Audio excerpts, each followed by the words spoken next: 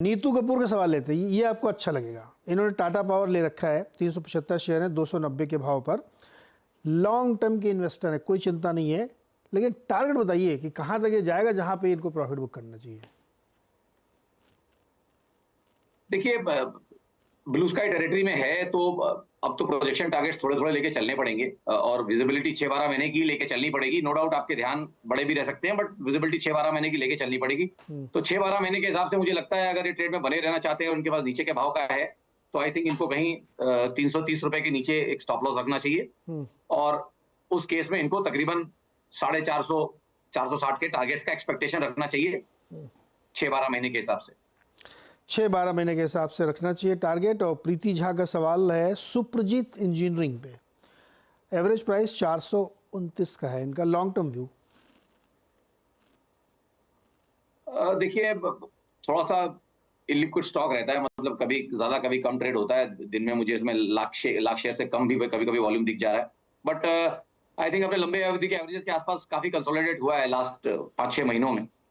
तो ट्रेड में बने रहे 1 से 3 महीना, और उस केस में टारगेट एक्सपेक्ट करें तकरीबन 440-450 के आसपास, और स्टॉप लॉस भी जरूर रखें 400 रुपए के नीचे। ओके, सिडनी से एक सवाल आपके लिए भेजा गया है, जी। गौरव जी ने भेजा है। इनके पास लक्स इंडस्ट्रीज के 20 शेयर हैं, एवरेज 1370 रुपये। 1-2 साल वेट कर सकते हैं? नहीं, आई थिंक 2 साल से तो 1 साल से तो वेट कर ही रहे होंगे, और आई थिंक एक बहुत लॉन्ग ड्रॉन करेक्शन यहाँ पे चल पड़ा है। डेटा इसमें 2015-16 सही है, लेकिन जो सेटअप्स बने हैं उसमें बहुत बड़ा करेक्शन ये ड्रॉ डाउन हो गया है। थॉट ये रहेगा कि देखिए, उछालों का वेट करें, और नए तो समीकरण अभी नहीं बन रहे हैं, ना कोई पैटर्न बन रहे हैं, बट उछालों का वेट करें और एक बार दोबारा राय लें यहाँ पे। लग तो रहा है कि 1400-1450 का एक बाउंस बैक आ जाएगा, बट वो जब बनेगा तब देखेंगे। ओके, तुहिन कुमार सिंह भारत फोर्ज ऐड करना चाहते हैं, यूपीएल करंट लेवल पे क्या लेना चाहिए? देखिए, अंडर परफॉर्मेंस ढूंढ रहे हैं तो पाई अच्छी बात है, अंडर परफॉर्मेंस में ट्रेड ढूंढ रहे हैं, यूपीएल की बात कर रहा हूं, बट अभी मैं कहूंगा वेट, अभी भी वेट करें। देखिए, गिरते बाजारों में जो वीक चीजें होती हैं वो ज्यादा और गिरती हैं, तो थोड़ा वेट करें। और इवन फॉर भारत फोर्ज मैं बोलूंगा वेट करें, अच्छे मौके मिलेंगे। देखिए, भारत फोर्ज में किसी ने वेट किया होता तो हम जो लास्ट कुछ महीनों से बोल रहे हैं कि वेट करें अगर आपके स्टॉक्स, तो आप देखिए काफी अच्छे पैसे यहाँ पे उनके बच गए होते। तो थॉट यही है कि थोड़ा वेट कर ले, इस साल में सब कुछ थोड़ा थोड़ा नीचे लेने के लिए मिलेगा। अच्छा, ऐसे वारेन प्रोफेसर ने कहा था कि जब सब लोग स्टॉक से मुंह मोड़ लें, उसकी तरफ देखें भी नहीं और सब लोग इग्नोर करने लगें, तब इन्वेस्टर को ग्रीडी हो जाना चाहिए। जी। तो क्या यूपीएल में वो समय आया है कि अभी और थोड़ा इग्नोर करना चाहिए उसको? नहीं, यूपीएल में देखिए मे भी वो समय आया हो, बट बाजार का वो समय अभी नहीं आया है। मतलब वॉरेन बुफे साहब के इंडिकेटर में डाउ और एसएनपी तो 1.5-2 साल से रेड जोन में, रेड हॉट जोन में, मतलब उनका जो इंडिकेटर है मार्केट कैप टू जीडीपी वाला, उसमें I think we are in a red hot sell zone. तो अभी वो तो 1.5 साल से उनका ही इंडिकेटर काम नहीं कर रहा, तो फिर थोड़ा मुश्किल हो जाता है ऐसे मौकों पे कहने का, क्योंकि जो यूफोरिया चला है वो खतरनाक चला है, इसमें कोई डाउट नहीं है। और मेरी हाइपोथेसिस यहाँ पे इस साल की है कि अगर मैं अपना बेस्ट केस सोचूं सपने में कि भाई क्या लगता है मुझे, तो मुझे लगता है कि निफ्टी शायद 24-24,500 हो जाएगा। तो यहाँ से 8% ऊपर है, और एसबीआई की एफडी में 7.25% मिलता है। तो खाली 75 पैसा एक्स्ट्रा कमाने के लिए मैं पूरे साल रिस्क लेके क्यों खड़ा रहूंगा बाजार में? नहीं, मैं फिर सबको ये बेच समझा। दूंगा ना, मैं 24,500 में बेच के फिर एफडी करूंगा। नहीं नहीं सर, तो हाँ। उतने रिस्क में आप खड़े नहीं रहेंगे ना। साल भर आप रिस्क ले रहे हैं, खाली क्वार्टर बेसिस पॉइंट के लिए आप 75 पैसे के लिए आप रिस्क नहीं लेंगे पूरे साल के लिए। जब तक ऐसा ना लगे विजिबिलिटी में कि बाजार 7-8% आउट परफॉर्म करेगा FD risk free rate of return को, वो साल को मैं इन्वेस्टमेंट का साल नहीं मानता हूँ। ऐसा मेरा मानना है, बाकी लोग मुझसे डिसएग्री कर सकते हैं, बट जिस साल मुझे इंडेक्स में 15% नहीं दिख रहा, वो साल इन्वेस्टमेंट का मेरे हिसाब से नहीं रहता। वो साल इन्वेस्टमेंट का नहीं रहेगा। और जब ये समीकरण जुड़ता है इवन ईयर के साथ, हर साल में ऐसा नहीं बोलता हूँ, ये साल की साइकिल ऐसी जुड़ी है, इसी साल हम ये बोल रहे हैं, पिछले साल हमने ये नहीं बोला था। ओके,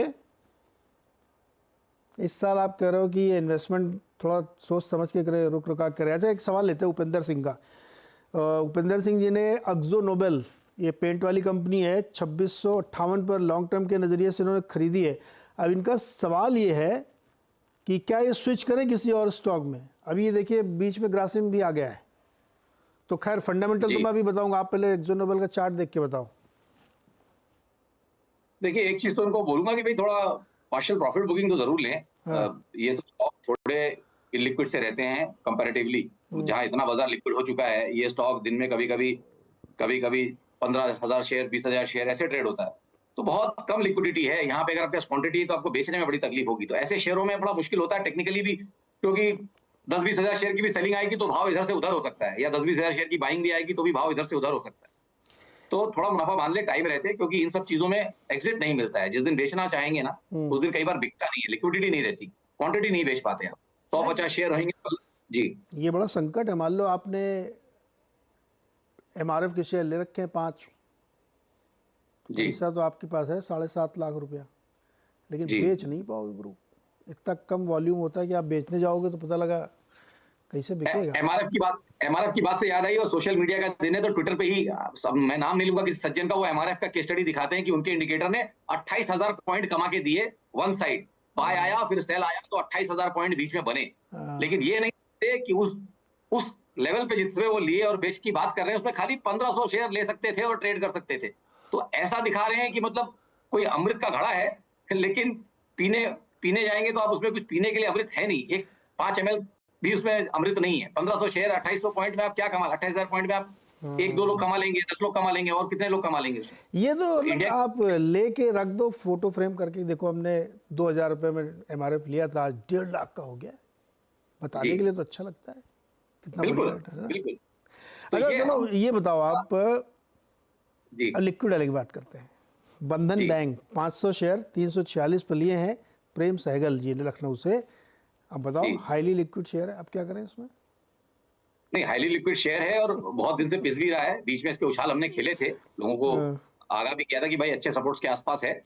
उन्हीं एरियाज पे दोबारा आया है, तो नो डाउट आई थिंक इसके पहले भी 200 रुपए के आसपास के लेवल से एक अच्छा पुलबैक आया था, हल्का एक स्पाइक नीचे गया था, बट 200 के आसपास अगर आप देखें तो कितने बॉटम्स हैं राइट फ्रॉम 2022 के बाद से। I think 4-5 bottom in areas में लगे हैं इसके, 200, 212, 210 इन एरियाज में, और एक शायद उससे थोड़ा नीचे भी गया है। तो I think list risk area में है। बैंकिंग में अगर मुझे सबसे लिस्ट रिस्क एरिया में कोई टेक्निकली स्टॉक दिखता है तो यही है। आई थिंक अगर आप 200 के आसपास ले रहे हैं तो आप 180 के नीचे एक स्टॉप लॉस रखेंगे, और पुलबैक टारगेट भी बड़े शानदार आ जाते हैं ऊपर में। तो आई थिंक 250, 260 तक के टारगेट्स आ जाएंगे। तो 200 में अगर लिया और 60 रुपए कमाए और 20 रुपए का स्टॉप लॉस रखा तो बहुत बढ़िया 1:3 का रिस्क रिवॉर्ड बनता है यहाँ। अच्छा एक और जल्दी से जवाब चाहिए। विजय एम संगानी का सवाल है, ग्रीव्स कॉटन पे 400 शेयर है 231 के भाव पर, क्या करें? आई थिंक यहाँ से तो ट्रेड बने रहे, और एक बार मुझे लगता है उछाल में 185, 190 आएगा, उस समय दोबारा एक बार राय लें, बट फिलहाल ट्रेड में बने रहे 1 से 3 महीना। 1 से 3 महीना बने रहे। अच्छा मैं बीच में भूल गया था बताने के लिए कि वो पेंट वाला जो धंधा है ना, उसमें देखिए ग्रासिम के आने से बहुत हलचल होने वाली है। वन शॉट 50% का जो कैपिटल एलोकेशन उन्होंने कर दिया है फैक्ट्री लगाने में। 50% मतलब पूरी इंडस्ट्री में 20,000 करोड़ लगाए फैक्ट्री में, और 10,000 करोड़ अकेले लगा रहे हैं, और एकदम नए प्लेयर आके। तो ये बहुत हलचल मचाने वाला है। मतलब एक शांत तालाब था जहाँ सब लोग 12% की रफ्तार से ग्रो कर रहे थे, इन्होंने आके बड़ा पत्थर मार दिया उसमें। अब ये हलचल मचेगी, लहरें बाहर तक आएंगी, तो इसमें मार्केट शेयर डिस्टर्ब होगा, मार्जिन डिस्टर्ब होंगे, और प्राइसिंग पे असर आएगा। ये सब आपको अपनी आंखों के सामने देखने को मिलेगा। इसलिए पेंट कंपनियों में कोई भी निवेश करने से पहले बहुत ठोक बजा लीजिएगा। ये होने वाला है नेक्स्ट 1 ईयर के अंदर, क्योंकि जिस तरह से बिरला साहब एग्रेसिव हैं, वो कह रहे हैं कि हम कितने 3 लाख शहरों तक पहुंच जाएंगे इस साल के अंत तक, सारी फैक्ट्री ऑनलाइन हो जाएंगी। तो it is going to change the game.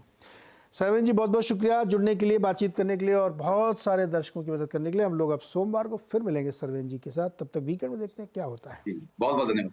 छोटा सा एक ब्रेक के बाद हर्षदा जी के साथ देखिए आप खिलाड़ी नंबर 1। बता दें कि मनी कंट्रोल पर दिए गए विचार एक्सपर्ट्स के अपने निजी विचार होते हैं। वेबसाइट या मैनेजमेंट इसके लिए उत्तरदायी नहीं है। यूजर्स को मनी कंट्रोल की सलाह है कि कोई भी निवेश निर्णय लेने से पहले सर्टिफाइड एक्सपर्ट की सलाह लें।